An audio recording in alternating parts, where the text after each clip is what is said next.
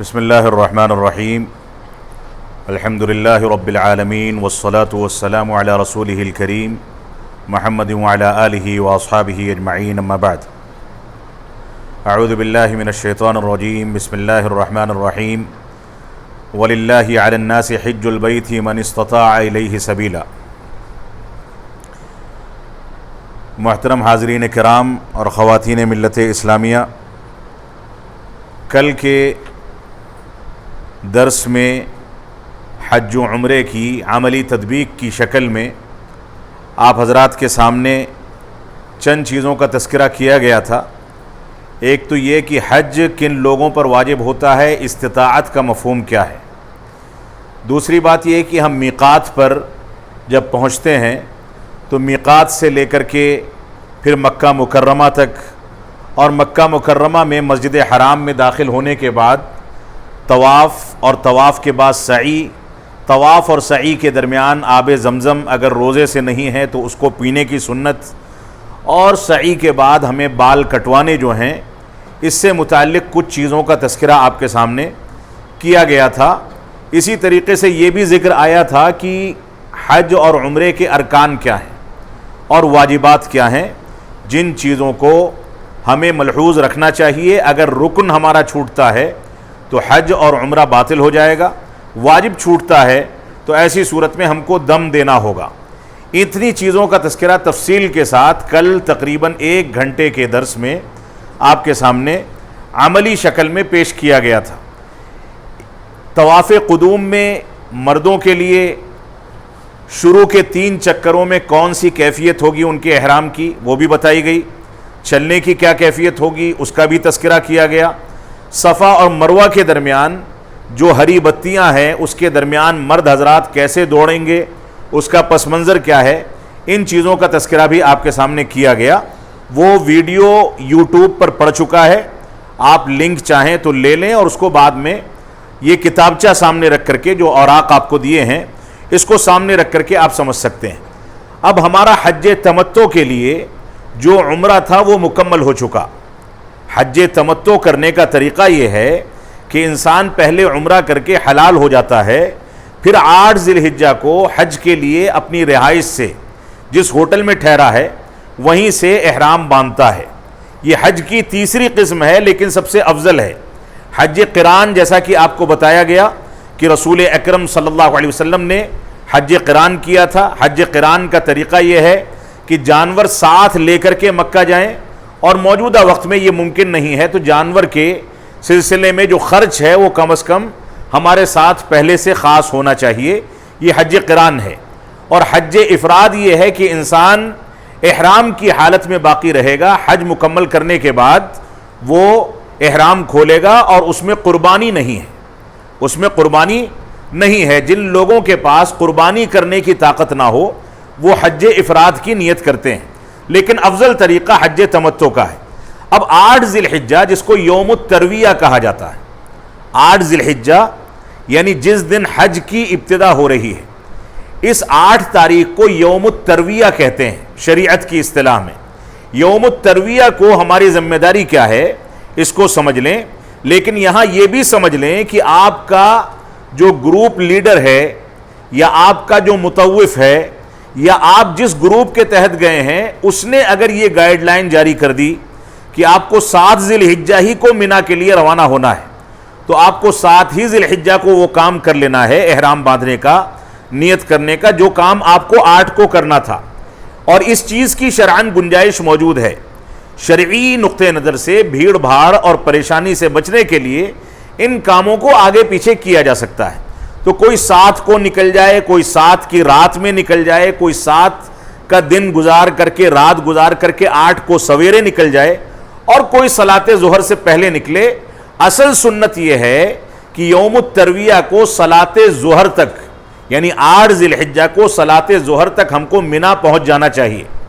اصل سنت یہ ہے، اس کا اعتبار کیا جانا چاہیے۔ اس میں بھی اگر تاخیر ہوتی ہے تو حج پر کوئی فرق نہیں پڑتا ہے، کیونکہ بنیاد یہ ہے کہ ہم شام تک مینا ہر حالت میں پہنچ جائیں، رات مینا میں گزاریں، جو کہ واجب ہے۔ اسی طریقے سے یہاں پر ایک غلطی کی جاتی ہے۔ وہ غلطی کیا ہے؟ وہ غلطی یہ ہے کہ 8 تاریخ یعنی یوم الترویہ کو لوگ اپنے ہوٹل سے احرام پہنتے ہیں، نیت کرتے ہیں لبیک اللہم حجن. حج تمتع کرنے والا جب عمرے کے لیے نیت کر رہا تھا تو لبیک اللہم عمرتن کہنا کافی ہے، اور اس کے بعد دوبارہ سے ہم لبیک اللہم حجن کہہ کر کے حج تمتع کا سلسلہ آگے بڑھائیں گے. لیکن یہاں پر جو غلطی کی جاتی ہے وہ عام طور سے یہ غلطی ہے کہ ہم اپنے ہوٹل میں غسل کرتے ہیں، احرام کا کپڑا ساتھ لیتے ہیں اور مسجد حرام میں داخل ہو کر کے اپنے لباس کو اتارتے ہیں اور احرام کا کپڑا مسجد حرام میں پہنتے ہیں. یہ غلط فہمی ہے. ہم یاری رہائش جہاں پر ہے وہیں سے ہم کو احرام کا کپڑا پہننا ہے. خواتین بھی وہیں سے پاکی صفائی اختیار کر کے غسل کر کے ڈھیلا ڈھالا سادہ کپڑا پہن لیں، اور مرد حضرات بھی احرام باندھ لیں. ایک غلطی یہ کی جاتی ہے کہ مسجد حرام میں احرام باندھا جاتا ہے، یہ غلط ہے. دوسری غلطی اس دن یہ کی جاتی ہے کہ بعض حجاج مسجد حرام میں آتے ہیں، احرام باندھتے ہیں اور اس کے بعد طواف کرتے ہیں، اور طواف کرنے کے بعد 2 رکعت پڑھتے ہیں، پھر مینا کے لیے روانہ ہوتے ہیں. اس بات کی کوئی گنجائش موجود نہیں ہے. اگر اس کو حج کا حصہ سمجھا جا رہا ہے تو گویا یہ ایک بدعت ہے جس پر آپ گنہگار ہوں گے. تو 8 ذی الحجہ یوم الترویہ کا تعلق مسجد حرام سے قطعا نہیں ہے. ہمیں اپنے ہوٹل سے اپنی رہائش سے احرام باندھ کر کے اور اس کے بعد روانہ ہو جانا ہے مینا کے لیے. تو یہ ایک غلطی وہاں پر کی جاتی ہے. دوسری غلطی جو عام طور سے ایام حج میں کی جاتی ہے وہ یہ ہے کہ ہم نے عمرہ کر لیا، ہمارا واجبی عمرہ ادا ہو گیا، اب ہم نے اپنے چاچا کی طرف سے، اپنے ابا کی طرف سے، اپنے دادا کی طرف سے، اپنے بچوں کی طرف سے مختلف لوگوں کے نام سے 10-10 ریال کا عمرہ کرتے ہیں. 10-10 ریال کا عمرہ یعنی اپنے ہوٹل سے نکلے، احرام کا کپڑا لیا، مسجد عائشہ گئے، وہاں سے احرام کی نیت کی، احرام باندھا، آ کر کے عمرہ کیا، پھر احرام کھول دیا. بعض لوگ دن بھر میں کئی بار عمرہ کرتے ہیں، جبکہ یہ تصور بالکل غلط ہے. مسجد عائشہ سے عمرے کی نیت کرنا جائز ہی نہیں ہے. اللہ کے نبی صلی اللہ علیہ وسلم نے اپنے خصوصی اختیار سے اللہ رب العالمین کی اجازت کے نتیجے میں اما عائشہ صدیقہ رضی اللہ تعالیٰ عنہا کو اس بات کی اجازت دی تھی، جو وقتی طور پر اجازت تھی، ہمیشہ کے لیے نہیں تھی. لہذا مسجد عائشہ سے عمرہ نہیں کیا جائے گا. ایک بات یہ ہے. دوسری بات یہ ہے کہ علماء کا اجماع ہے اس بات پر کہ ایک سفر میں انسان کو کوشش کرنی چاہیے کہ ایک ہی عمرہ کرے. 2 عمرہ ایک سفر میں مناسب نہیں ہے. یہ سلف صالحین کے طریقے کے خلاف ہے. اگر کسی کو دوسرا عمرہ کرنا ہے تو اس کے لیے جائز ہے، لیکن اس کی شرط یہ ہے کہ وہ میقات تک نکلے گا. جیسا کہ کل بتایا گیا کہ سب سے قریبی میقات جو ہے وہ 75 کلومیٹر ہے، اور سب سے لمبا میقات جو ہے مدینہ سے متصل 450 کلومیٹر ہے. کم سے کم اس کو 75 کلومیٹر باہر نکل کر کے تو احرام باندھنا ہوگا، اس کے بغیر وہ عمرہ نہیں کر سکتا. یعنی مسجد عائشہ سے عمرہ کا تصور بالکل غلط ہے. اس پر علماء کا فتویٰ بھی موجود ہے، اور کوئی نص یا کوئی دلیل اس پر دلالت نہیں کرتی کہ اللہ کے نبی صلی اللہ علیہ وسلم نے مسجد عائشہ کو میقات قرار دیا ہو. جب وہ میقات نہیں ہے تو وہاں سے احرام نہیں باندھا جا سکتا ہے. تو یہ ایک بنیادی مسئلہ ہے. اب ہم آگے بڑھتے ہیں یوم الترویہ پر. یوم الترویہ پر ہم آگے بڑھیں گے. یوم الترویہ یعنی 8 ذی الحجہ. 8 ذی الحجہ کو جو کام ہم کو کرنے ہیں ان کو بالترتیب آپ سمجھ لیں. 8 ذی الحجہ کو ہمیں مکہ مکرمہ سے احرام باندھ کر کے مینا کے لیے روانہ ہونا ہے. مکہ مکرمہ کی رہائش سے احرام باندھ کر کے اور لبیک اللہم حجن کی نیت کر کے حج تمتع کرنے والے وہاں سے مینا کے لیے روانہ ہو جائیں گے. مینا کا علاقہ جیسا کہ آپ کو کل دکھایا گیا تھا، یہ مینا اور اسی میں یہ رمی جمرات ہیں. مینا کے لیے روانہ ہو جائیں گے. مینا میں 8 تاریخ کو ظہر، عصر، مغرب اور عشاء، اور 9 تاریخ کو صبح صلاۃ فجر، یہ ساری کی ساری نمازیں اپنے وقت پر پڑھی جائیں گی، لیکن مکمل نہیں. جو 4 رکعت والی نماز ہے وہ قصر ہو کر کے 2 رکعت ہو جائے گی. یہ بہت بڑا مسئلہ ہے. احناف کا عمل یہ ہے کہ وہ ساری نمازیں اپنے وقت پر پڑھتے ہیں لیکن قصر نہیں کرتے، مکمل نماز پڑھتے ہیں. مینا میں بھی، مزدلفہ میں بھی، عرفات میں بھی ہر جگہ مکمل نماز پڑھتے ہیں. یہاں نماز کو مکمل کرنے یا کم کرنے کا تعلق سفر سے نہیں ہے. ایک حاجی جو مکہ مکرمہ کا رہنے والا ہو, وہ مکہ سے احرام باندھ کر کے منا پہنچ جائے, یا ایک حاجی جو منا میں رہائش جس کی ہو, منا کے اندر مکان ہو, منا سے احرام باندھ کر کے وہ منا پہنچے, وہ اپنے ہی شہر یا اپنے ہی محلے کے اندر ہے, اس کے باوجود اس نے احرام باندھ دیا تو اس کے لیے قصر ہے. یہاں قصر جو ہے یہ حاجیوں کے لیے آسانی کی بنیاد پر ہے, سفر کی بنیاد پر نہیں ہے. اس وجہ سے اس چیز کو سمجھ لیں کہ ہمیں وہاں پر قصر ہی پڑھنی ہے, یہی کامل ثواب کا ذریعہ ہے. اگر کوئی آدمی مکمل پڑھتا ہے تو اس فضیلت سے محروم ہو جائے گا جو کم پڑھنے کی فضیلت ہے. لہذا ہمیں یہاں نمازیں قصر پڑھنی ہیں. تو منا میں 8 تاریخ کو ہم ظہر کے وقت یا ظہر کے پہلے منا پہنچیں یا اس سے پہلے پہنچ جائیں آپ کے گروپ لیڈر کی گائیڈنس کے حساب سے, اور اس کے بعد منا میں آپ ظہر, عصر, مغرب, عشاء ساری نمازیں اپنے اپنے وقت پر پڑھتے رہیں. 4 والی 2 ہو جائے گی, 3 والی اپنی جگہ پر باقی رہے گی, اور پھر رات میں آرام کریں گے. پھر صبح صلاۃ فجر کی نماز ادا کریں گے, 2 رکعت سنت 2 رکعت فرض, اور اس کے بعد وہاں سے میدان عرفات کے لیے روانہ ہوں گے. اس میں دوسری چیز یہ ہے کہ ایام حج میں اگر اہل مکہ, جیسا کہ میں نے ذکر کیا, اہل مکہ بھی ایام حج میں احرام باندھتے ہیں تو ان کے لیے بھی قصر ہے. یہ بنیادی مسئلہ ہے منا, مزدلفہ اور عرفات کا. اس سلسلے میں موطا میں صحیح سند کی ایک حدیث موجود ہے. زید بن اسلم رضی اللہ تعالیٰ عنہ فرماتے ہیں اپنے والد سے ذکر کرتے ہوئے کہ عمر بن خطاب رضی اللہ تعالیٰ عنہ نے مکہ میں حجاج کو, جو حجاج ان کے ساتھ مدینہ سے آئے تھے یا جو حجاج ان کے قافلے میں مکہ سے شامل ہو گئے تھے, مکہ میں حجاج کو عمر بن خطاب رضی اللہ تعالیٰ عنہ نے 2 رکعت پڑھائی کیونکہ وہ سفر میں تھے. فلما انصرف قال یا اہل مکہ اتموا, جب نماز ختم ہو گئی تو حضرت عمر نے کہا کہ اے اہل مکہ تم نماز مکمل کر لو.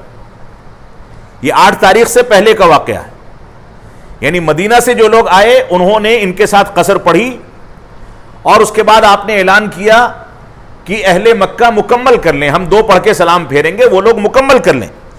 اور اس کے بعد ثم صلی عمر رکعتین بمنا, اس کے بعد عمر بن خطاب رضی اللہ تعالیٰ عنہ 2 رکعت منا میں پڑھی 8 تاریخ یوم الترویہ کو, یا پڑھائی. اور اس سلسلے میں کہیں اس بات کی صراحت موجود نہیں ہے کہ انہوں نے کہا ہو کہ جو مکہ والے ہیں وہ مکمل کر لیں. اور اسی طریقے سے حج کے سلسلے میں جابر بن عبداللہ رضی اللہ تعالیٰ عنہ نے بہت تفصیلی روایات کا تذکرہ کیا ہے صحیح مسلم وغیرہ میں, اس میں ہر جگہ قصر نماز کا تذکرہ ہے, مکمل نماز کا تذکرہ کہیں بھی نہیں ہے. اسی لیے ہم کو 8 تاریخ سے قصر شروع کرنی ہے. تو 8 تاریخ کو مسجد حرام جا کر کے احرام باندھنا یا اس انداز کا عمل یہ غلط ہے, وہاں طواف کرنا یا 2 رکعت پڑھنا یہ غلط ہے, اور اسی طریقے سے مکمل نماز پڑھنے کا اہتمام کرنا یہ بھی غلط ہے. یہ 8 تاریخ کا دن ہمارا نکل گیا, یوم الترویہ حج کی ابتدا کا پہلا دن, حج کی ابتدا کا پہلا دن جس کو یوم الترویہ کہتے ہیں, اور تاریخ کے لحاظ سے یہ 8 ذی الحجہ ہے. اب اس کے بعد ہم صلاۃ فجر 9 ذی الحجہ کی صبح منا میں پڑھ چکے. بعض حضرات ایسے ہوں گے جو بھیڑ بھاڑ کی وجہ سے گروپ لیڈر کے گائیڈ کے نتیجے میں 9 تاریخ کی صبح صلاۃ فجر ان کی عرفات میں ہوگی, تھوڑا پہلے نکل جائیں گے. کچھ لوگ ایسے ہوں گے جو فجر سے پہلے نکلیں گے, کچھ فجر کے بعد, کچھ اور تاخیر سے, لیکن ظہر تک وہاں سب کے سب پہنچ جاتے ہیں. تو 9 تاریخ جو ہے اس کے بعد, جس کو یوم عرفہ کہا جاتا ہے, یوم عرفہ کہا جاتا ہے. یوم عرفہ یہ جیسا کہ ہم نے بتایا عرفات کا یہ میدان ہے, یہ مسجد نمرہ ہے. یہ 9 تاریخ کو ہمیں عرفات کے میدان میں پہنچنا ہے.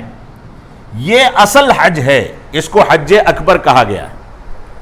اگر یہاں کوئی نہ پہنچ سکا تو اس کا حج باطل ہے, اور کوئی شخص پہنچ گیا لیکن غروب آفتاب تک نہیں رکا, مغرب تک نہیں رکا, تو اس کا حج باطل تو نہیں ہے لیکن اس کے اوپر دم واجب ہو جائے گا. تو عرفات بنیادی طور سے سب سے بنیادی محل ہے حج کا, اور یہاں کی دعائیں انسان کی ساری قبول ہوتی ہیں. سب سے افضل دعا عرفات کے میدان کی دعا ہے, اور اگر وہاں کی دعا سے کوئی محروم رہ جائے تو گویا وہ بہت بڑی خیر سے محروم رہ گیا. تو 9 ذی الحجہ یوم عرفہ کہلاتا ہے.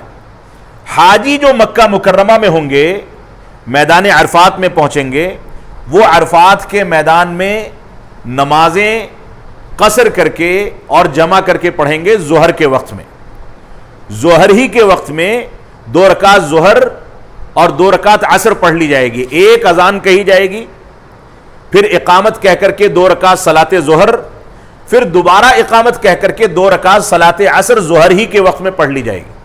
پھر ظہر کی نماز کے بعد سے لے کر کے مغرب تک لگاتار ہم کو صرف دعاؤں میں اور اللہ رب العالمین کے سامنے گریوزاری کرنے میں گزارنا ہے. یہاں پر سب سے افضل دعا جو ہے اس کا تذکرہ میں آپ کے سامنے کروں گا. بنیادی طور سے طلوع شمس کے بعد عرفہ جانا مستحب ہے. ایک بنیادی چیز یہ ہے، صحیح مسلم کی حدیث، یعنی منی سے نکلنے میں جب سورج نکل جائے اس کے بعد عرفات کے لیے روانہ ہونا یہ مستحب ہے، الا یہ کہ موجودہ دور کا سسٹم اس کے آڑے آئے تو الگ مسئلہ ہے. لہذا عرفات کے میدان میں 9 تاریخ کو دن نکلنے کے بعد، سورج نکلنے کے بعد روانہ ہوا جائے، پہلی چیز صحیح مسلم کی حدیث کے مطابق. اسی طریقے سے یہاں سے نکلتے ہوئے تلبیہ کا خصوصی اہتمام کیا جائے گا، جیسا کہ احرام کی حالت میں ہم کر رہے ہیں، لیکن اس وقت مزید کریں گے کیونکہ راستے پر نکل چکے. لبیک اللہم لبیک لبیک لا شریک لک لبیک ان الحمد والنعمت لک والملک لا شریک لک. یہ تلبیہ بار بار پکارتے رہیں گے، مرد حضرات بلند آواز سے اور خواتین پست آواز سے، جیسا کہ کل ذکر کیا گیا تھا. تیسری چیز یوم عرفہ کی یہ ہے کہ عرفہ میں ظہر اور عصر کی نماز جمع تقدیمی اور قصر کے ساتھ ادا کی جائے گی، جیسا کہ جابر رضی اللہ تعالیٰ کی حدیث کے اندر اس کا تذکرہ موجود ہے. اسی طریقے سے جابر رضی اللہ تعالیٰ اس کی تفصیل بھی بیان کرتے ہیں، وہ طویل حدیث ہے، اور اس تفصیل میں اس بات کا ذکر کرتے ہیں کہ اللہ کے نبی صلی اللہ علیہ وسلم نے ہم کو اس طریقے سے 2 رکعت نماز ادا کرائی ظہر کی اور 2 رکعت عصر کی، اس کے بعد سب دعاؤں میں لگ گئے. ظہر کی نماز کے بعد امام کا خطبہ بھی ہوتا ہے. ظہر کی نماز کے بعد جب ظہر عصر پڑھ لیتے ہیں تو عرفات کا خطبہ ہوتا ہے. یہی خطبہ حج ہے، یہی خطبہ حج ہے. یہ بنیادی طور سے سب سے زیادہ عظیم خطبہ ہے، اور رسول اکرم صلی اللہ علیہ وسلم نے حجۃ الوداع کے خطبے میں انسانیت کو جو پیغام دیا تھا، وہ پیغام دنیا جب تک قائم ہے، جب تک اس سے بہتر پیغام ساری محنتیں کرنے کے باوجود کسی کو نہیں دے سکتی. انسانیت کے لیے، شرافت کے لیے، خواتین کے ساتھ بہتر سلوک، غلاموں اور خادموں کے ساتھ اچھا سلوک، نمازوں کی پابندی، سود کو چھوڑنا، حلال و حرام میں تمیز کرنا، اور نہ جانے کون کون سی چیزیں ہیں جو اس خطبے کے اندر موجود ہیں. انسانیت کے لیے ایک بہت بڑا منشور ہے وہ خطبہ.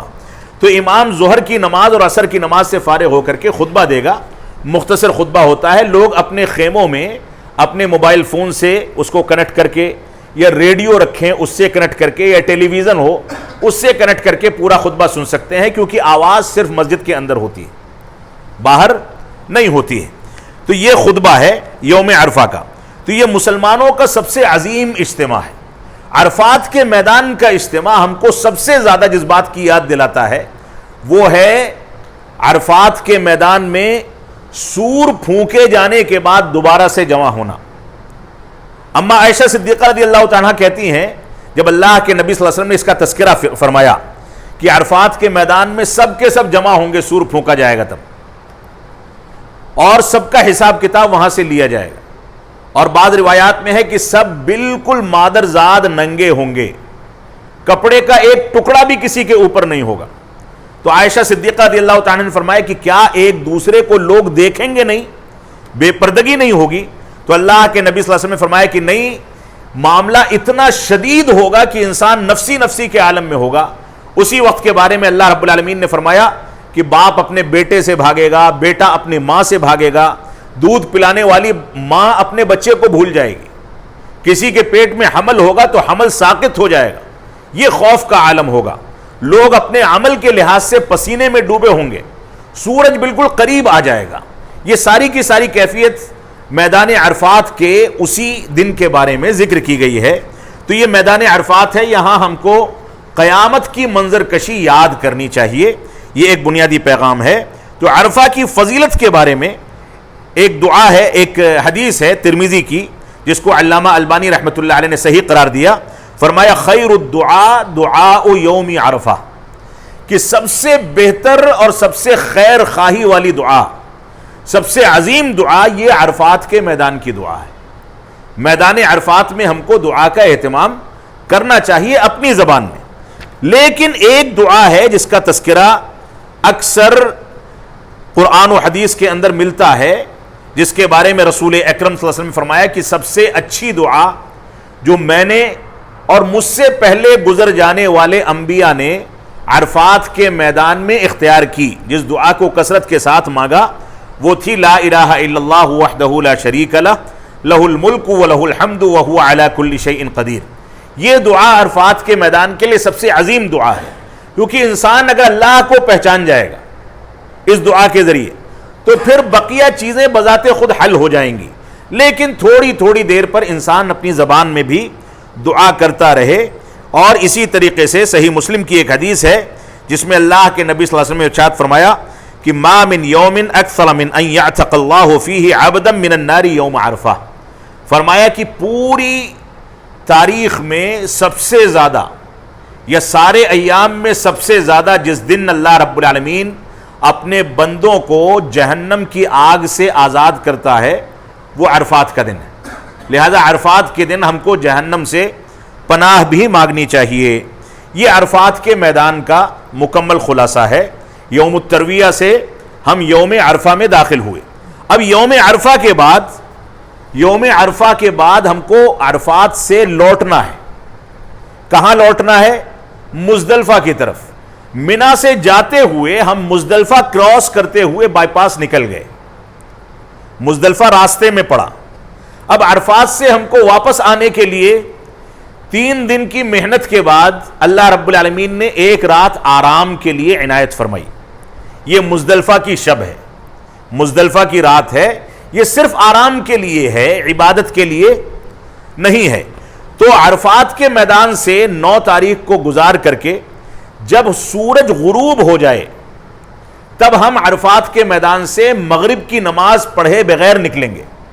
عرفات کے میدان میں مغرب کی نماز نہیں پڑھنی، نماز کو چھوڑ دینا ہے، لیکن غروب آفتاب کے بعد وہاں سے نکلنا ہے۔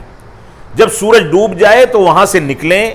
مزدلفہ کے میدان میں پہنچنے کے بعد ہم کو ایک اذان کہنی ہے اور اس کے بعد اقامت کہہ کر کے صلاۃ مغرب تاخیر سے پڑھنی ہے، اور پھر دوبارہ اقامت کہہ کر کے صلاۃ عشاء 2 رکعت پڑھنی ہے، پھر وتر پڑھ کے ہم سو جائیں، آرام کریں۔ اب یہ پوری رات جو ہے آرام کرنے کے لیے، نیند کھلتی ہے ذکر و اذکار کرتے رہیں، لیکن نیند آتی ہے تو آرام سے سوئیں، اور اس کے بعد صلاۃ فجر کے وقت اٹھیں، باوضو ہو کر کے صلاۃ فجر ادا کریں، اور صلاۃ فجر کے بعد سے تھوڑی سی روشنی ہونے تک اللہ رب العالمین کے ذکر و اذکار میں لگے رہیں۔ اللہ رب العالمین نے سورہ بقرہ میں ارشاد فرمایا فَاذْكُرُوا اللَّهَ عِنْدَ الْمَشْعَرِ الْحَرَامِ، اللہ رب العالمین کو یاد کرو مشعر حرام کے پاس۔ یہ مشعر حرام وہ مسجد ہے جو مزدلفہ میں واقع ہے، اس کا تذکرہ قرآن مجید کے اندر موجود ہے۔ انسان اگر پورے گروپ کے ساتھ ہے تو میدان کے کسی بھی حصے میں دعائیں کر سکتا ہے، لیکن اگر اس کے پاس امکان ہے کہ وہ مسجد مشعر حرام تک جائے اور وہاں پر دعاؤں کا اہتمام کرے تو اچھی بات ہے، ورنہ کسی بھی جگہ وہ اہتمام کر سکتا ہے، گنجائش موجود ہے۔ تو یہ مزدلفہ کی مبیت ہے، مزدلفہ میں رات گزارنے کا مسئلہ ہے۔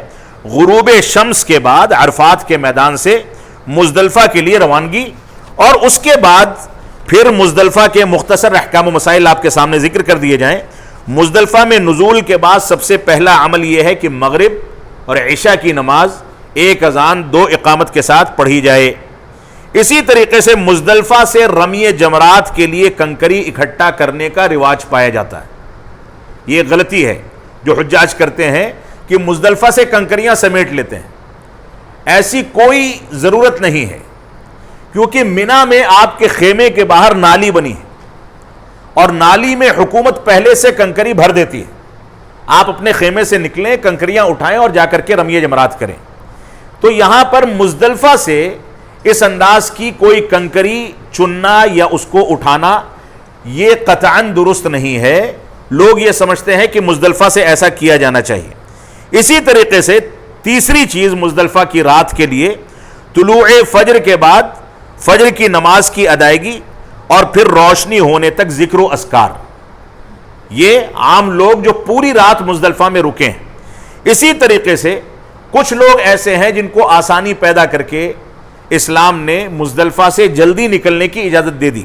جیسے کوئی بوڑھا ہے زیادہ عمر والا, بچے ہیں یا خواتین ہیں, ان کو آدھی رات مزدلفہ میں گزارنے کے بعد وہاں سے منا کے لیے روانہ ہونے کی اجازت ہے تاکہ بھیڑ چھٹ جائے اور لوگوں کو تکلیف نہ ہو بیماری کی وجہ سے, بڑھاپے کی وجہ سے. اس بات کی گنجائش شریعت اسلامیہ نے دی ہے. تو لیکن یہاں پر ایک مسئلہ ہے کہ بوڑھے اور بچے جو آدھی رات کے بعد مزدلفہ سے نکل سکتے ہیں, نکلنے کی اجازت ہے, لیکن کنکری کب ماریں گے؟ جمرے عقبہ کو کنکری مارنے کے لیے دن نکلنے کے بعد ہی کنکری ماری جائے گی. دن نکلنے سے پہلے کنکری نہیں ماری جائے گی, کیونکہ اس سلسلے میں اس کا تذکرہ شریعت میں موجود ہے کہ کنکری مارنے کا وقت 10 ذی الحجہ کو کیا ہے.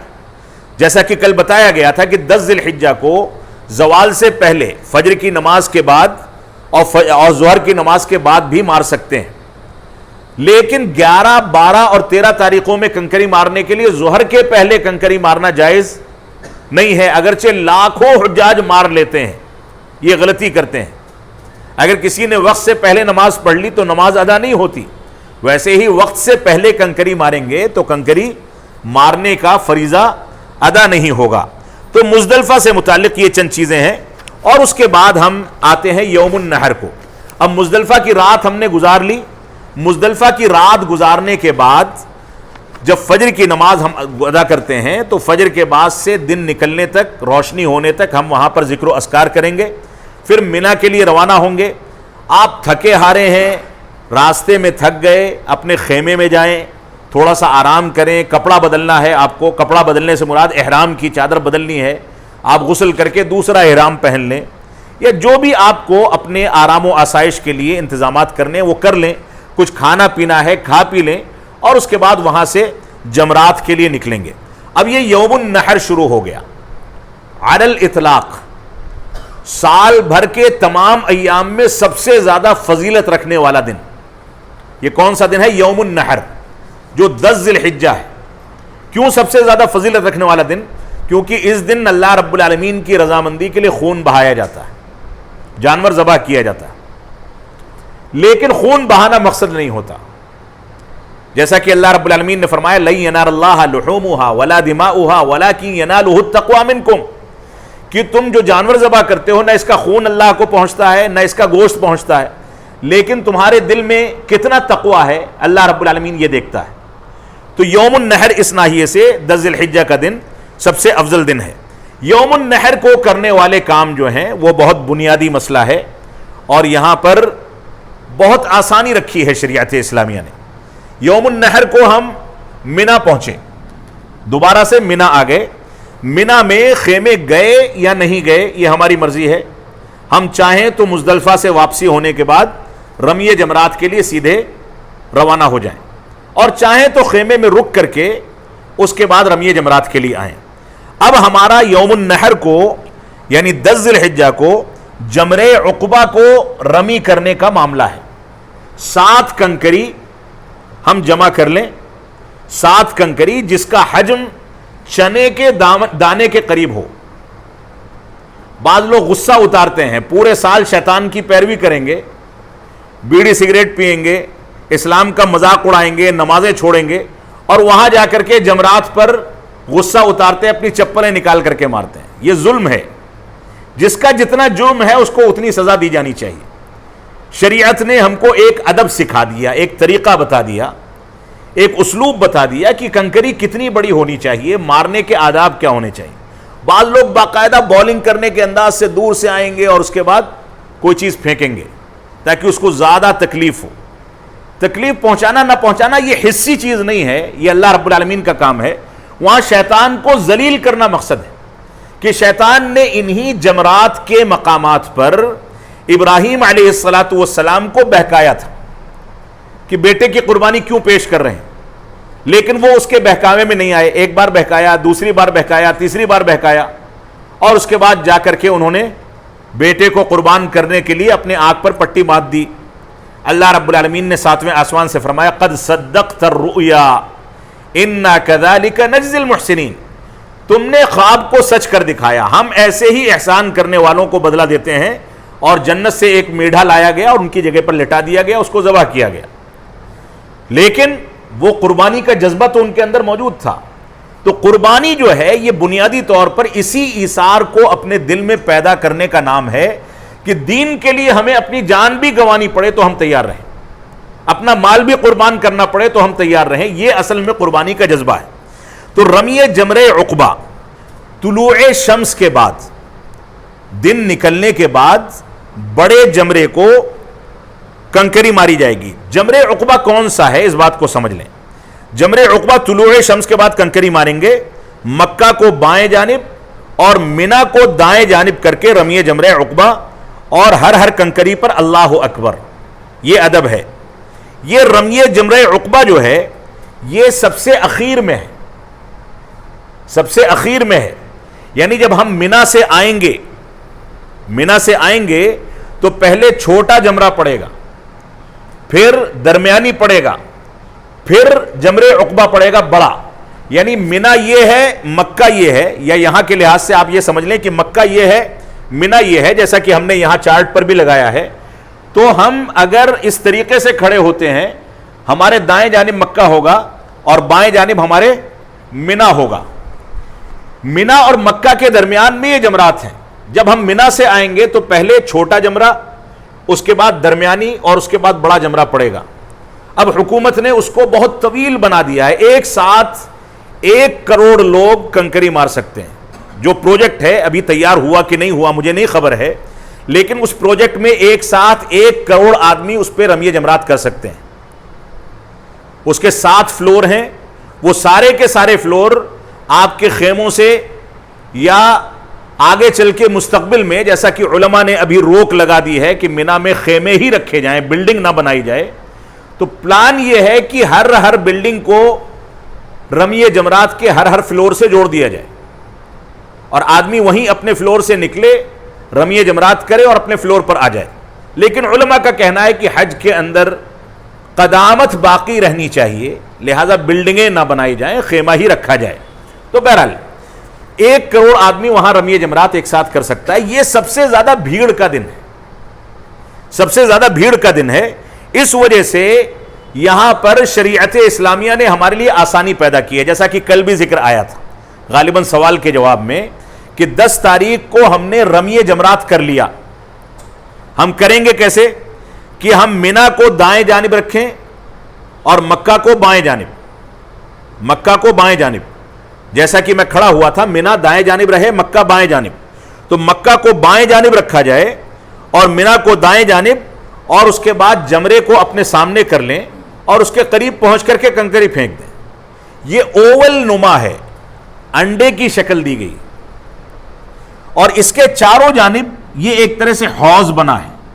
اگر آپ کی کنکری اس حوض تک پہنچ گئی تو وہ کھسک کر کے بذات خود جمرات پر لگ جائے گی. اس لیے وہاں بہت زیادہ پریشان ہونے کی ضرورت نہیں ہے.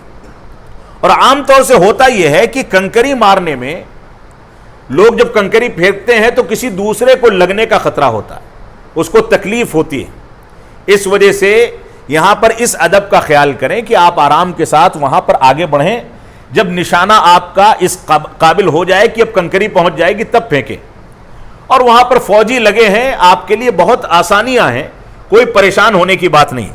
تو جمرہ عقبہ کو کنکری مارنی ہے جو مکہ مکرمہ کی جانب، یعنی منا سے جب آپ چلیں گے تو پہلے جمرے کو چھوڑ دیں، دوسرے کو چھوڑ دیں، تیسرے پر آپ کنکری ماریں جو ادب بتایا گیا اس طریقے پر. ہر کنکری کو مارتے ہوئے کیا کہیں گے؟ اللہ اکبر، پھر اللہ اکبر، پھر سے اللہ اکبر. اس طریقے سے 7 کنکریاں آپ ماریں گے اور اس کے بعد پھر آپ وہاں سے یا تو مکہ نکل جائیں یا یو ٹرن لے کر کے آپ واپس اپنے خیمے میں آ جائیں. مکہ اگر نکلتے ہیں تو یہ دن 10 ذی الحجہ کا دن طواف افاضہ کا دن ہے، جس کو طواف زیارت بھی کہتے ہیں اردو زبان میں، اس کو آپ کو انجام دینا ہے۔ اب یہاں پر رمی جمرات اگر آپ نے کر لیا، اس کے بعد آپ حلال ہو گئے، یعنی اب آپ کو تحلل اولا حاصل ہو گیا، چھوٹی پاکی یا چھوٹا تحلل حاصل ہو گیا۔ رمی جمرات کرنے کے بعد آپ بال چھلوا لیں، اپنے لباس میں آ جائیں، احرام اتار دیں۔ یہاں پر لوگ عام طور سے تردد کا شکار رہتے ہیں کہ ہماری قربانی ہوئی ہوگی یا نہیں ہوئی ہوگی۔ آپ کوشش یہ کریں کہ کسی لوکل شخص جو آپ کے خیموں میں آ کر کے رسیدیں کاٹتے ہیں کہ ہمیں قربانی کے جانور کا پیسہ دے دیجئے، ہم قربانی کرا دیں گے، ایسے شخص سے قطعاً دور رہیں۔ یہ مسلمانوں کا بہت بڑا المیہ ہے کہ اس میں چندہ کرنے والے، فراڈ کرنے والے ہر جگہ پہنچ جاتے ہیں۔ مکہ مکرمہ کے اندر بھی یہ حرکتیں ہوتی ہیں اور مقام مقدسہ میں بھی یہ حرکتیں ہوتی ہیں۔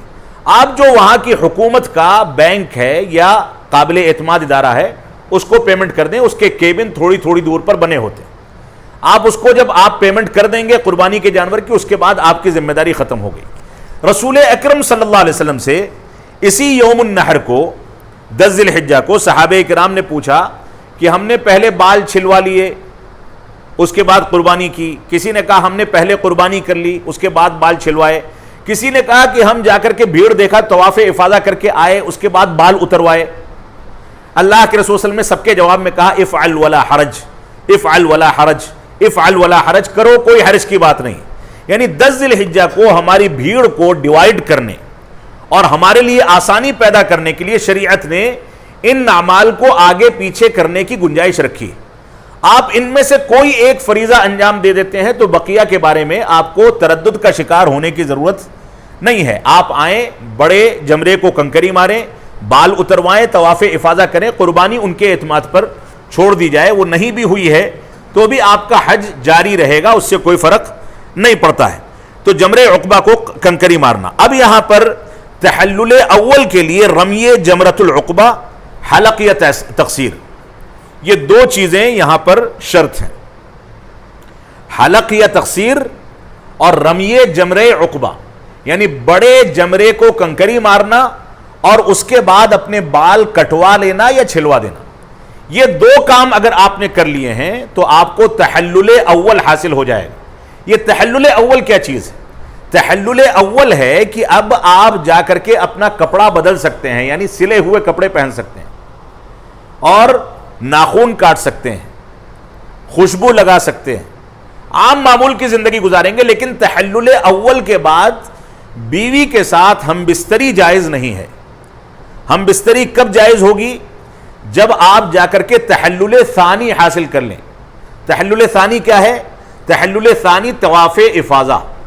جب آپ طواف افاضہ کر لیں گے تب آپ کے لیے ساری کی ساری چیزیں جائز ہو جائیں گی۔ تو یہاں پر دو چیزیں ہم کر لیں گے، قربانی شرط نہیں ہے تحلل اول کے لیے، دو چیزیں کر لیں گے تو یہی ہمارے لیے کافی ہے۔ اسی طریقے سے حج افراد کرنے والے کو قربانی کرنی ہی نہیں ہے۔ حج افراد کرنے والا قربانی کرتا ہی نہیں ہے۔ اگر وہ قربانی نہیں کرتا تو بال کیسے چھلوائے؟ جیسا کہ ہم تصور کرتے ہیں کہ بغیر قربانی کے بال نہیں چھلوا سکتے یا بغیر قربانی کے کپڑے نہیں پہن سکتے، تو حج افراد کرنے والا کیا کرے گا؟ تو یہ اصل میں غلط تصور ہے۔ دو عمل آپ نے کر لیا، آپ کو تحلل اول حاصل ہو جاتا ہے۔ تیسری چیز 10 ذی الحجہ کو جو کرنی ہے طواف افاضہ، اس کے بعد آپ کو تحلل ثانی حاصل ہو گیا۔ تحلل ثانی آپ کو حاصل ہو گیا۔ یہ طواف افاضہ، جس کو اردو زبان میں طواف زیارت کہتے ہیں، یہ حج کا رکن ہے۔ اگر کسی نے انجام نہیں دیا تو حج باطل ہوگا، اور اس کو انجام دینا 10 تاریخ کو افضل ہے۔ 10 تاریخ کو افضل ہے۔ اگر بھیڑ بھاڑ ہے، کوئی بیمار پڑ گیا تو وہ 12، 13 یا مکہ چھوڑتے چھوڑتے بھی اس کو انجام دے سکتا ہے، یا اخیر میں جب طواف وداع کرے گا تو طواف وداع کے ساتھ طواف زیارت کی نیت کر کے دونوں میں ایک ہی طواف اس کے لیے کافی ہوگا، جیسا کہ علماء کرام کا اس سلسلے میں فتویٰ موجود ہے اور بعض اسلاف کا عمل اس پر موجود ہے، اس کا ثبوت ملتا ہے۔ تو طواف افاضہ کے بعد تحلل ثانی حاصل ہوتا ہے۔ چوتھی چیز ہے 10 ذی الحجہ کی، جو قربانی کا جانور نہ ذبح کر پائے پیسہ نہیں ہے یا کوئی دوسری مجبوری آ گئی، قربانی کا جانور یا اس کا پیمنٹ نہیں کر سکا، حج قران یا حج تمتع کرنے کے باوجود، حج افراد والے پر تو قربانی نہیں ہے، اگر نہیں کر سکا ہے تو ایسی صورت میں اس کے لیے ایک کفارہ ہے، اسے ایام حج میں 3 اور وطن واپس آنے کے بعد 7 روزے رکھنے ہیں۔ ایام حج میں 3 روزے، یہ ایام تشریق میں رکھے یا اس کے بعد میں رکھے، اور اس کے بعد جب گھر پہنچ جائے تو 7 روزے مکمل کرے۔ یہ 10 روزے قربانی کے بدلے اس کے لیے کفارہ ہے۔ یہ اللہ کے نبی صلی اللہ علیہ وسلم نے ہم کو واضح کر کے بتایا، اور اس کا تذکرہ سورہ بقرہ وغیرہ قرآن مجید کے اندر بھی موجود ہے۔ وَسَبْعَةٍ إِذَا رَجَعْتُمْ فَمَن لَّمْ يَجِدْ فَصِيَامُ 3 أَيَّامٍ فِي الْحَجِّ وَسَبْعَةٍ إِذَا رَجَعْتُمْ۔ سورہ بقرہ کی آیت ہے کہ جو آدمی قربانی کا جانور پیش نہ کر سکے تمتع اور قران کے باوجود، تو وہ 3 دن ایام حج میں اور 7 دن گھر آنے کے بعد روزے کا اہتمام کرے۔ قربانی کے 2 طریقے ہیں جس سے ہمارا سروکار نہیں ہے، کیونکہ قربانی کرنے والی کمپنیاں قربانی کرتی ہیں، وہاں پر انسان کو ذاتی طور پر قربانی پیش کرنے کا اختیار نہیں دیا جاتا۔ اتنی بھیڑ بھاڑ میں اگر ہر آدمی قربانی کرے گا تو مسائل کھڑے ہوں گے، لیکن پھر بھی آداب آپ کو بتا دیے جائیں۔ قربانی 2 طریقے کی ہوتی ہے، ایک تو یہ ہے نحر کیا جاتا ہے بڑے جانور کو یا خاص کر کے اونٹ کو۔ نحر کرنے کا طریقہ کیا ہے؟ دور سے کوئی چاقو یا بھالا اونٹ کی گردن کی انتہا پر مار دیتے ہیں، جس کی وجہ سے خون تیزی کے ساتھ فوارے کی شکل میں اٹھتا ہے اور تھوڑی دیر میں غشی کھا کر کے اونٹ گر جاتا ہے۔ جب وہ گر جاتا ہے تب اس کو پکڑ کر کے قابو میں کرتے ہیں اور ذبح کر دیتے ہیں، کیونکہ بڑا جانور ہے، ذبح کرنا آسان نہیں ہے، اس وجہ سے نحر کا طریقہ وہاں پر مسنون ہے۔ اور اسی طریقے سے اگر چھوٹا جانور ہے تو اس کے آداب ہیں کہ جانور کو قبلہ رخ کیا جائے، اس کے پہلو پر اس کو لٹایا جائے، ذبح کرنے والا اپنا دایاں پاؤں اس کی گردن پر رکھے اور اس کے بعد بسم اللہ اللہ اکبر کہہ کر کے اس کو ذبح کر دے۔ یہ طریقہ جیسا کہ عام طور سے ہم قربانی میں پیش کرتے ہیں، یہ قربانی پیش کرنے کے طریقے ہیں۔ اب اس کے بعد 10 ذی الحجہ کا دن گزر گیا، ہم رمی جمرے عقبہ کر کے بال کٹوا چکے، طواف افاضہ کا موقع ملا تو کر چکے، نہیں ملا تو ابھی وہ پینڈنگ ہے، ابھی وہ باقی ہے، ہمارے ذمے باقی ہے۔ اب ہم کو رات آ کر کے مینا میں گزارنی ہے۔ مکہ سے جائیں، دن بھر آپ مکہ میں ہوٹل میں جا کر کے فریش ہو جائیں، کوئی مذاقہ نہیں، کوئی دوسرا کام کرنا ہے کر لیں، لیکن رات ہونے سے پہلے غروب آفتاب تک آپ کو دوبارہ سے مینا آنا ہے۔ مینا آ کر کے آپ کو رات کا اکثر حصہ مینا میں گزارنا ہے۔ بعض لوگ یہاں غلطی یہ کرتے ہیں کہ وہ مکہ میں جا کر کے ہوٹل میں سو جاتے ہیں، مینا کے حدود میں داخل نہیں ہوتے، ان کے اوپر دم واجب ہو جائے گا۔ لہذا 10 ذی الحجہ کا دن گزار کر کے 10 اور 11 کے بیچ کی رات ہمیں مینا میں گزارنی ہے۔ ان کو ایام تشریق کہا گیا ہے، جس کا اللہ رب العالمین نے قرآن مجید میں ذکر کیا، وَاذْكُرُوا اللَّهَ فِي أَيَّامٍ مَّعْدُودَاتٍ، کہ اللہ رب العالمین کو گنے چنے ایام میں یاد کرو۔ فَمَن تَعَجَّلَ فِي يَوْمَيْنِ فَلَا إِثْمَ عَلَيْهِ وَمَن تَأَخَّرَ فَلَا إِثْمَ عَلَيْهِ۔ اللہ رب العالمین نے خود ارشاد فرما دیا قرآن مجید کے اندر کہ اللہ رب العالمین کو گنے چنے ایام میں یاد کرو، اور کوئی آدمی 2 دن میں حج کو مکمل کر کے جلدی کر کے نکل جائے مینا سے تو بھی کوئی حرج نہیں۔ وَمَن تَأَخَّرَ فَلَا إِثْمَ عَلَيْهِ، اور جو آدمی 3 دن تک مینا میں رکنا چاہے تو بھی کوئی حرج کی بات نہیں ہے۔ دونوں طریقے اختیار کیے جا سکتے ہیں، ہمیں اختیار ہے، ہمارے گروپ کے گائیڈ لائن کے حساب سے ہم کو اس کو انجام دینا چاہیے۔ تو اللہ رب العالمین نے یہاں پر مینا کا تذکرہ کر دیا ہے، یہ ایام تشریق ہے۔ اب مینا میں ہمارے لیے 10 تاریخ کا دن گزر گیا، 11 تاریخ اور 10 تاریخ کے بیچ کی رات ہم نے مینا میں گزار لی۔ اب صبح فجر کی نماز یا جو نمازیں ہمیں وہاں پر ملتی ہیں وہ ساری کی ساری نمازیں اپنے اپنے وقت پر ہم ادا کرتے رہیں گے، لیکن قصر ادا کریں گے۔ ظہر 2 رکعت، عصر 2 رکعت، مغرب اپنے طور پر 3 رکعت، عشاء 2 رکعت اور فجر 2 رکعت۔ اس طریقے پر ہم مینا میں نمازیں ادا کرتے رہیں گے۔ مینا کی جو بڑی مسجد ہے مسجد خیف، وہاں جا سکیں تو اس میں ادا کریں، ورنہ خیمے میں جماعت بنا کر کے انفرادی طور پر جو امکان ہو نمازیں ادا کرتے رہیں۔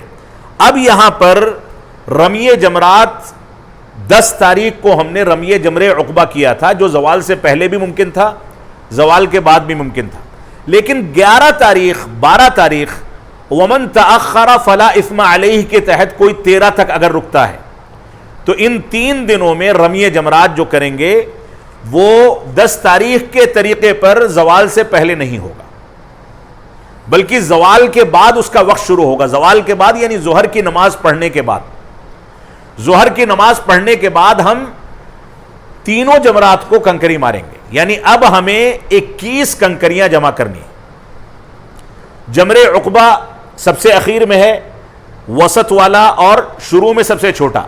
سب سے پہلے چھوٹے کے پاس جائیں اور مکہ کو بائیں جانب، منا کو دائیں جانب کر کے اس کی جانب رخ کر لیں، اور اس کے بعد اللہ اکبر کہہ کر کے 7 مرتبہ اللہ اکبر کہیں اور 7 مرتبہ کنکری ماریں۔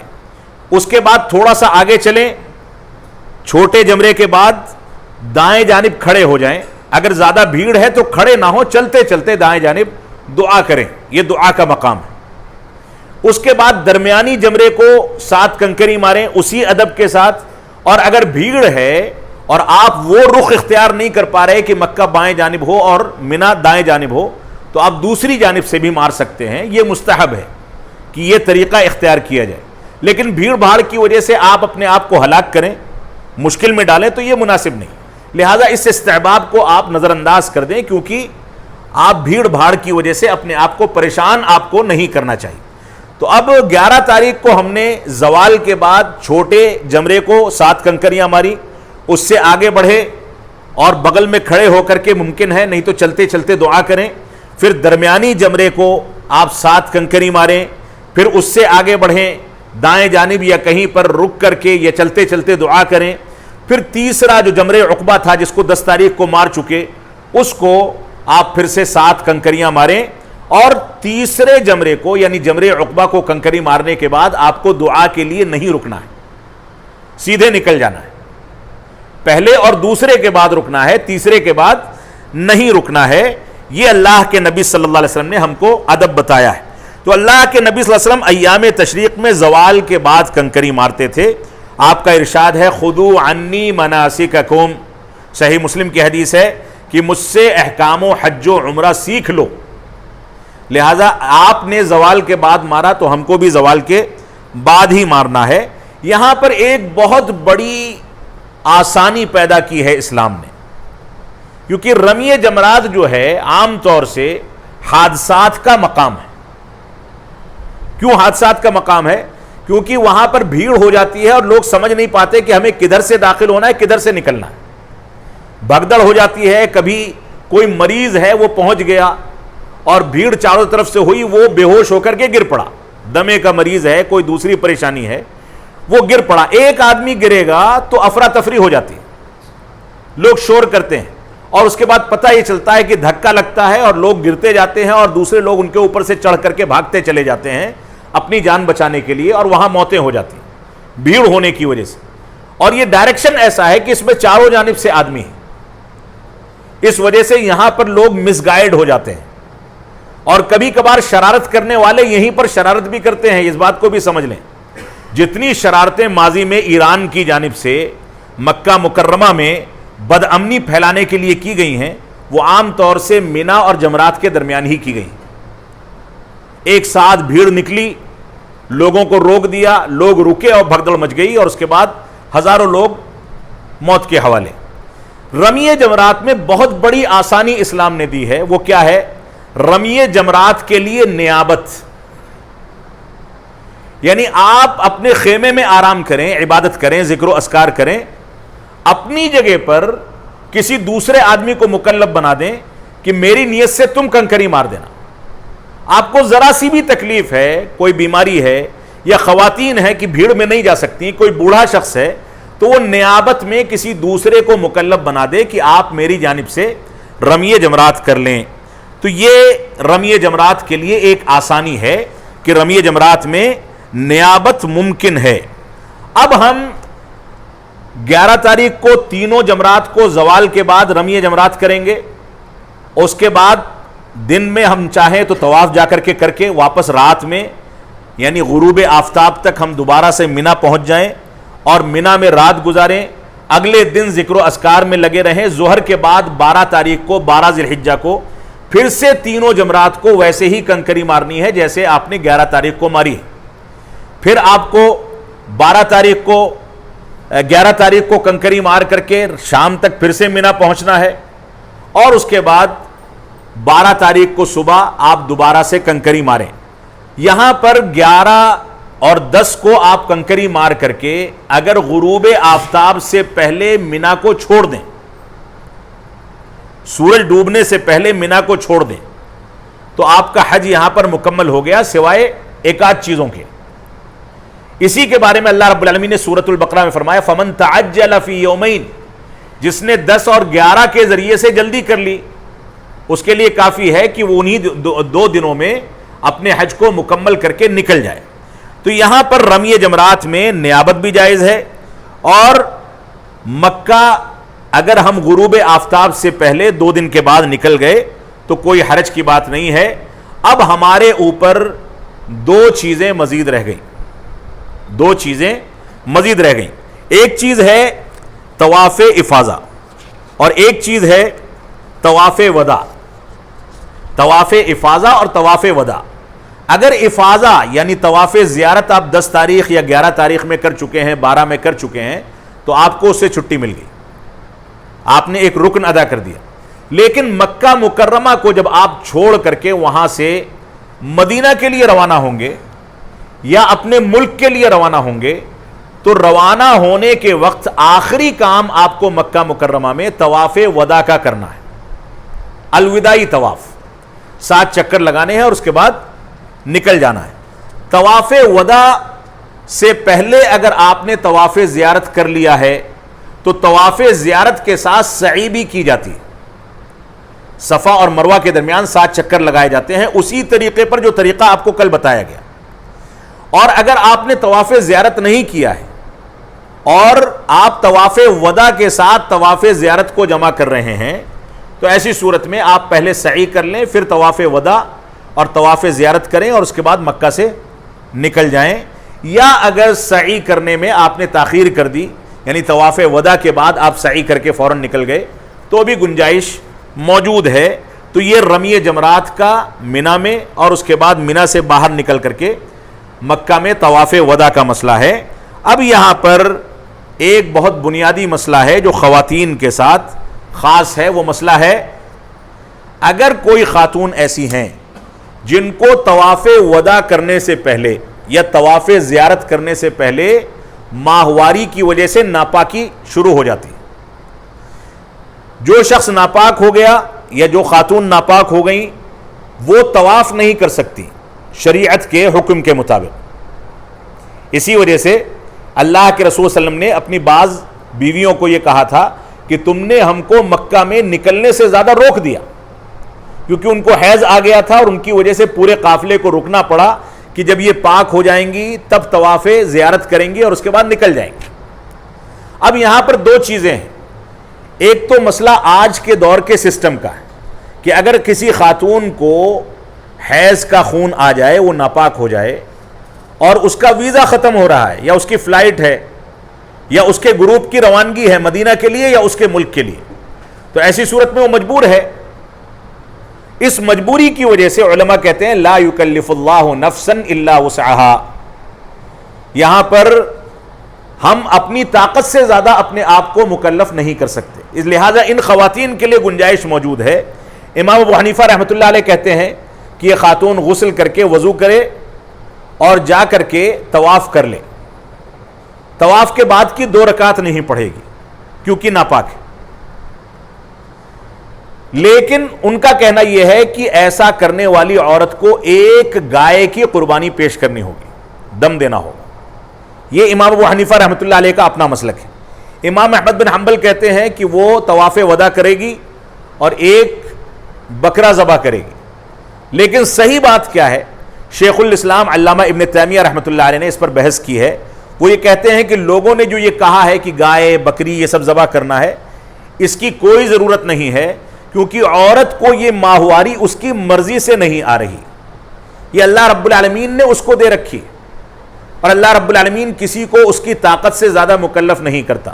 لہذا اگر سسٹم کے تحت عورت پھنس جائے کہ وہ پاکی کے ایام تک رک کر کے طواف کو مؤخر نہیں کر سکتی، تو ایسی صورت میں وہ غسل کرے گی، اور غسل کرنے کے بعد آ کر کے خانہ کعبہ کا طواف کر کے طواف زیارت اور طواف وداع ایک نیت سے، اور اس کے بعد مکہ سے نکل جائے گی۔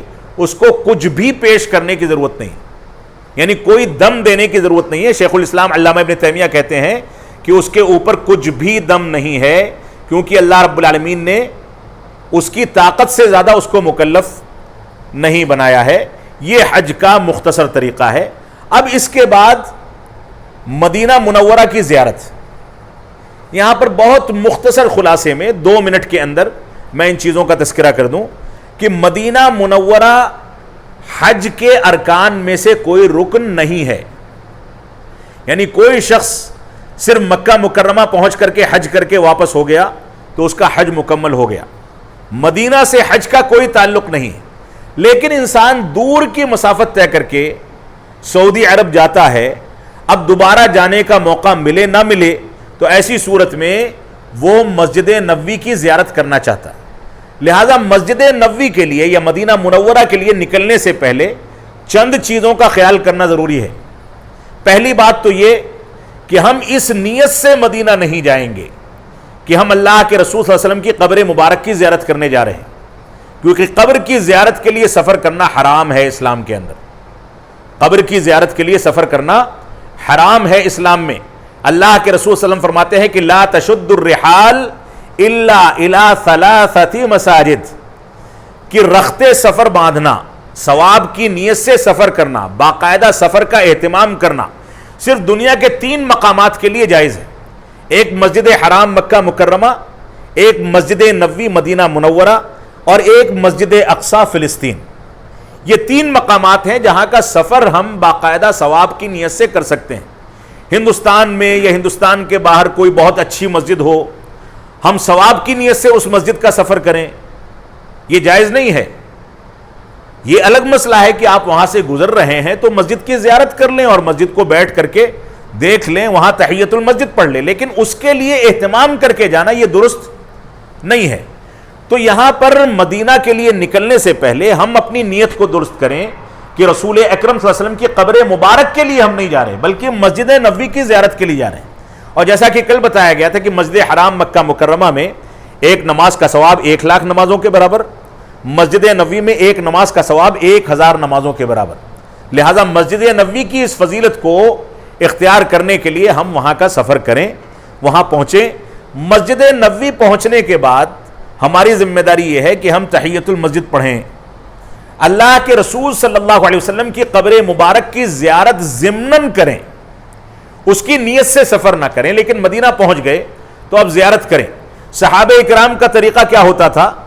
صحابہ اکرام کا طریقہ یہ ہوتا تھا کہ جب مدینہ منورہ سے سفر کر کے باہر جاتے تھے، اور اس طرح کے سفر ان لوگوں کے دور میں 2-4 سال 5 سال میں ایک بار ہوا کرتے تھے، ایسے وسائل نہیں تھے کہ روزانہ آدمی دوڑتا پھرے۔ جب کبھی 2-4 سال میں ایک بار مدینہ سے باہر جاتے تھے، وہاں سے واپس آتے تھے تو رسول اکرم صلی اللہ علیہ وسلم کی قبر مبارک کی زیارت کرتے تھے۔ ہمیشہ قبر مبارک کی زیارت کے لیے نہیں پہنچے رہتے تھے بلکہ یاد رکھتے تھے پیغام کو کہ اللہ کے رسول صلی اللہ علیہ وسلم نے دنیا میں ہم کو کیا پیغام دیا ہے، کیا حکم دیا ہے، یہ بنیاد ہے۔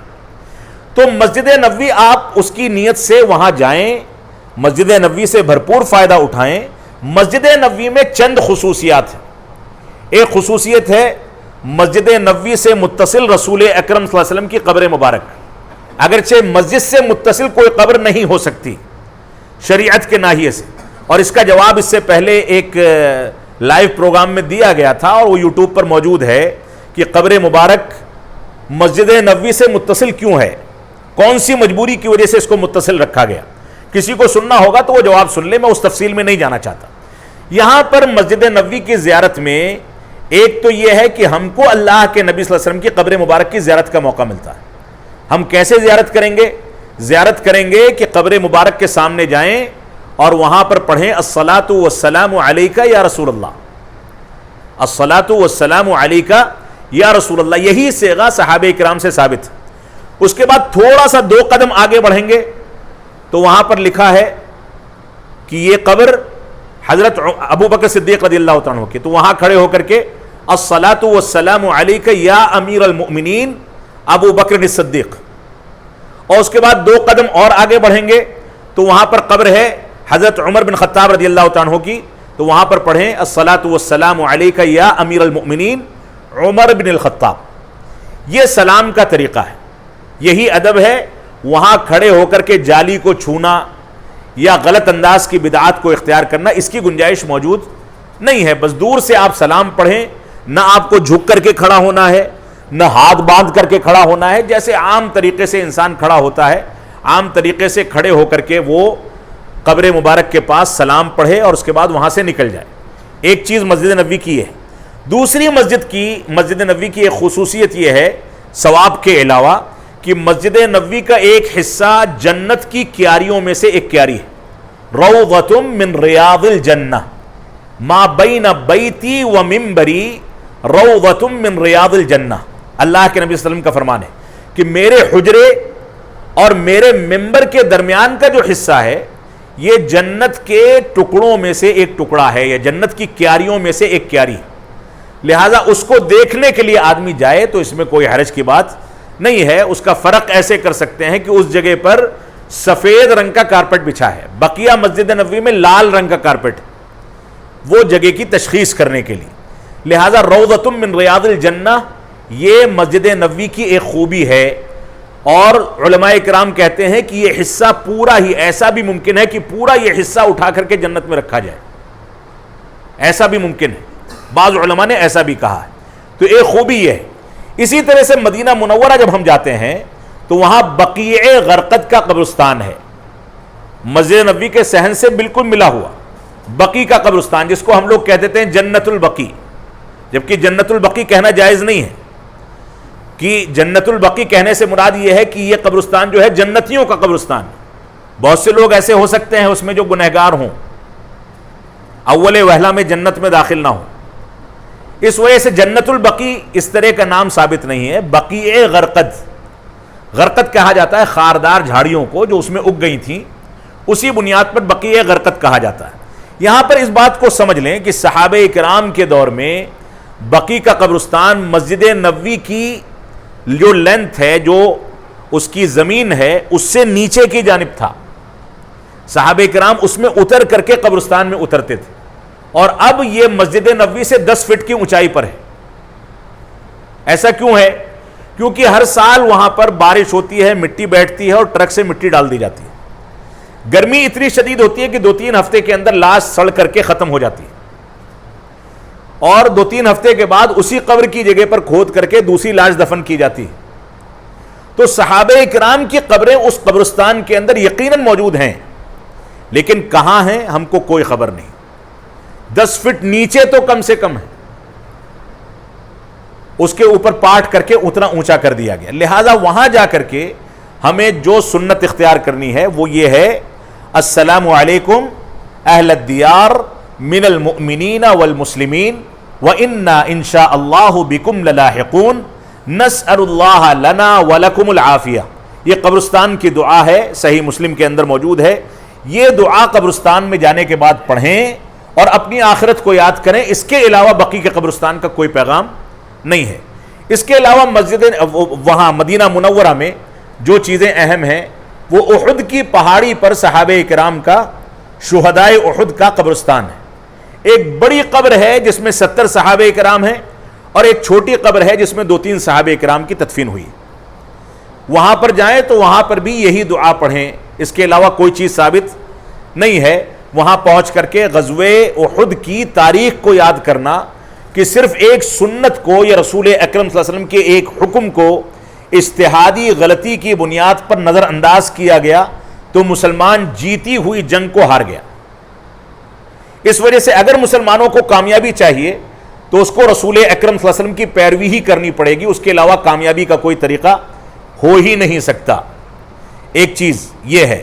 اس کے علاوہ مدینہ منورہ میں مسجد قبلتین میں لوگ جا کر کے زیارت کرتے ہیں. اس کی زیارت کی کوئی شرعی حیثیت نہیں. اسی طریقے سے مسجد عمر ہے، مسجد عثمان ہے، مسجد علی ہے، ان کی زیارتیں کی جاتی ہیں، اس کی بھی کوئی شرعی حیثیت نہیں ہے۔ مسجد غمامہ ہے، بادل والی مسجد، جس کے بارے میں مشہور ہے کہ اللہ کے رسول صلی اللہ علیہ وسلم نے جب استسقاء کی نماز پڑھائی تو اس جگہ پر بادل نظر آئے اور اس کے بعد بارش ہونے لگی۔ یہ حقیقت ہے کہ اسی جہت میں بادل نظر آئے تھے، لیکن اس مسجد کی تاریخی حیثیت ہو سکتی ہے، کوئی شرعی حیثیت الگ سے نہیں ہے۔